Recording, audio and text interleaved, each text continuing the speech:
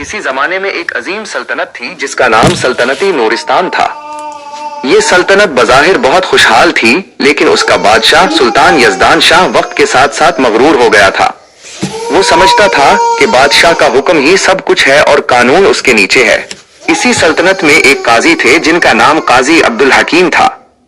وہ ایک ایسے منصف تھے جن کے فیصلے نہ بادشاہ کے دباؤ میں آتے تھے، نہ دولت اور نہ ہی دھمکی کے آگے۔ ان کا ایک ہی اصول تھا، انصاف اوپر ہوتا ہے اور بادشاہ نیچے۔ ایک دن رحمت علی نامی ایک غریب لوہار قاضی کے دربار میں حاضر ہوا۔ اس کی زمین ایک طاقتور درباری امیر نے زبردستی چھین لی تھی، جو بادشاہ کا خاص آدمی تھا۔ جب رحمت علی نے ہر جگہ فریاد کی تو اسے یہی جواب ملا کہ یہ اوپر سے حکم آیا ہے۔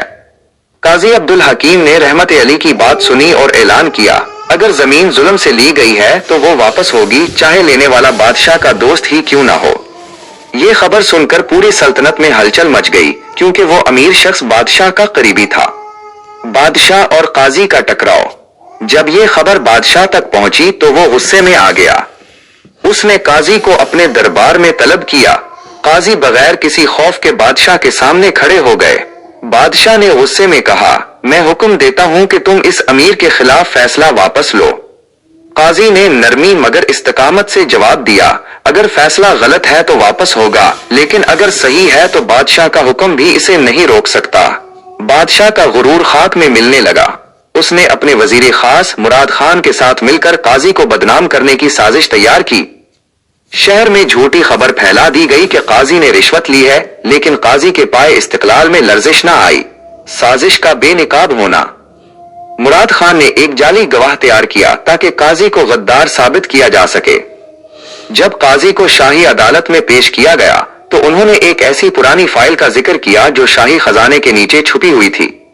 قاضی نے دعویز کیا کہ اس فائل پر اصل مجرم کے دستخط موجود ہیں۔ جب وہ فائل نکالی گئی تو سب حیران رہ گئے، کیونکہ اصل مجرم وزیر خاص مراد خان ہی تھا۔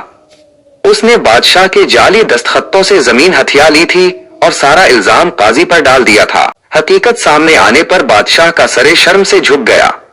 مراد خان کو گرفتار کر لیا گیا اور رحمت علی کو اس کی زمین واپس مل گئی۔ بادشاہ نے اعتراف کیا کہ آج میں نے جانا کہ بادشاہ قانون سے اوپر نہیں ہوتا۔ قاضی عبدالحکیم نے جواب دیا، ریاست طاقت سے نہیں، انصاف سے چلتی ہے۔